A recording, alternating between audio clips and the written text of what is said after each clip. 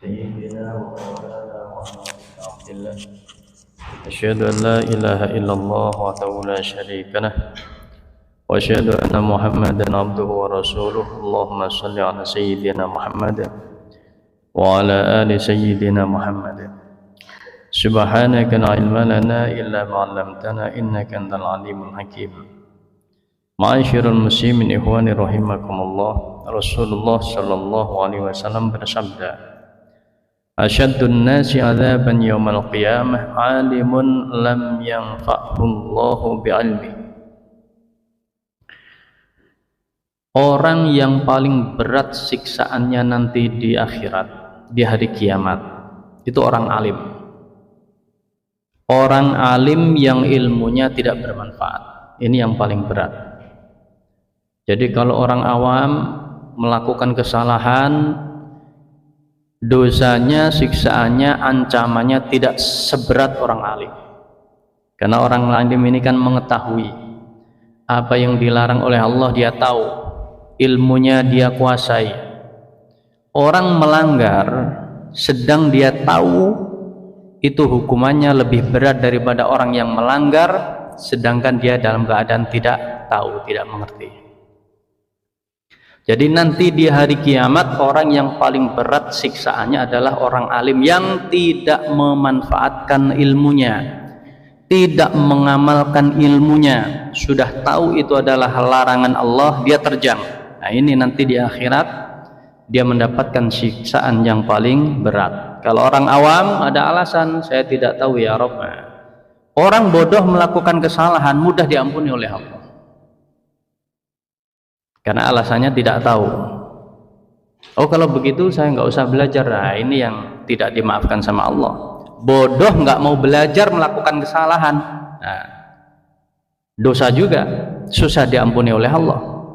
Karena thalabul ilmi fardhatun ala kulli muslimin wa muslimatin. Belajar ilmu, mengetahui hukum-hukum syariat, mengetahui halal haram, mengetahui mana yang dilarang, mengetahui mana yang diperintahkan, itu wajib hukumnya wajib, fardhatun wajib. Bahkan dikatakan dalam satu hadis yang sahih, lebih baik, lebih utama daripada sholat sunnah. Nah itu keutamaan ilmu. Jadi nanti di hari kiamat yang paling berat siksaannya adalah orang alim yang tidak mau mengamalkan ilmunya. Jadi hati-hati. Kalau kita sudah tahu, hendaknya dijalankan. Oleh karena itu Rasulullah Shallallahu Alaihi Wasallam dalam hadis yang sahih, beliau berdoa, Allahumma inni a'udzubika min ilmin la yanfa'. Ya Allah, aku berlindung kepadamu dari ilmu yang tidak bermanfaat. Bahaya betul ilmu yang tidak bermanfaat. Dulu di zaman Nabiullah Musa alaihissalam ada orang alim punya ilmu luar biasa, pengikutnya banyak, muridnya banyak, namanya Bal'am bin Bawra. Alim betul, doanya mustajab karena dia memegang satu amalan yaitu Ismul Azam, asma Allah yang agung, di mana apabila seseorang itu memegang Ismul Azam, apabila dia berdoa minta kepada Allah, diijabah doanya. Nah, ini diantaranya yang memegang adalah Bal'am bin Bawra. Suatu ketika kaumnya ini menentang Nabi Musa, kaumnya Bal'am bin Bawra. Wahai Bal'am, ya Syekh, tolong doakan Nabi Musa itu dilaknat oleh Allah, dilaknat, agar jangan sampai dia menginjak-injak wilayah kita. Bal'am menolak. Oh, nggak mungkin saya mendoakan, dia itu adalah utusan Allah, sedangkan ilmu yang saya kuasai ini adalah ilmunya Allah, ilmu hak. Didesak oleh kaumnya dengan iming-iming ini dan itu, nggak mempan. Didekati istrinya si Bal'am ini, didekati, kamu apa nggak capek hidup miskin? Kamu apa nggak capek hidup susah? Hah? Ini ada emas sekian, ini ada uang sekian, ini harta kami, silahkan diambil, dengan syarat suamimu mau mendoakan dilaknat oleh Allah. tergoda istrinya. Nah, inilah yang paling biasanya yang dilakukan oleh iblis untuk menjerumuskan seorang suami lewat istrinya. Istrinya lemah hatinya, lemah imannya, digoda ngerayu suaminya, sehingga apa, yang tadinya suaminya itu baik-baik saja, yang tadinya suaminya itu orang soleh, begitu dirayu oleh istrinya kalah, menjadi orang yang durhaka kepada Allah Subhanahu wa taala. Banyak laki-laki soleh yang di situ hilang, rusak kesolehannya gara-gara wanita.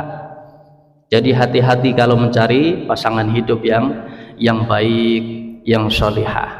Karena banyak sekali orang alim, ahli masjid, ahli ilm, ahli kebaikan, begitu menikah mendapatkan jodoh yang tidak baik, rusak, hilang kesolehannya. Itu banyak sekali. Bal'an ini setelah dirayu melalui istrinya, akhirnya apa? Mau dia, sudahlah, doakan saja, setelah itu nanti bertobat.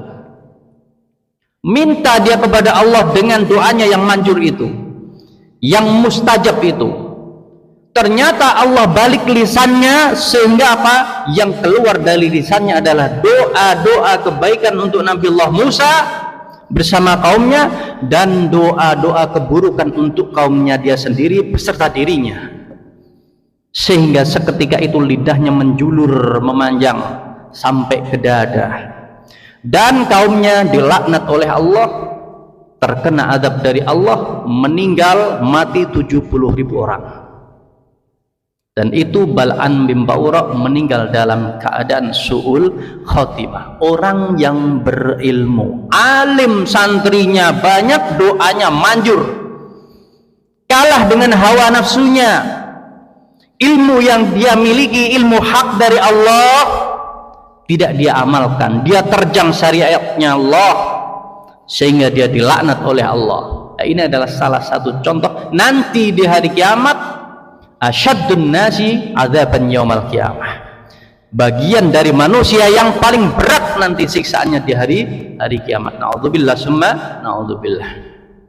Berdoa kita minta kepada Allah agar Allah senantiasa memberikan ilmu yang bermanfaat, yang berkah, bisa diamalkan. Jangan sampai kita ini dijadikan orang yang ilmunya tidak bermanfaat oleh Allah. Na'udzubillah summa na'udzubillah. Karena orang yang paling celaka adalah apabila dia ini orang yang berilmu, tapi Allah jadikan ilmunya itu tidak bermanfaat. Justru sebaliknya akan menjadi azab nanti di hari kiamat. Na'udzubillah summa na'udzubillah. Demikian, semoga bermanfaat. Walafu minkum. Wassalamualaikum warahmatullahi wabarakatuh.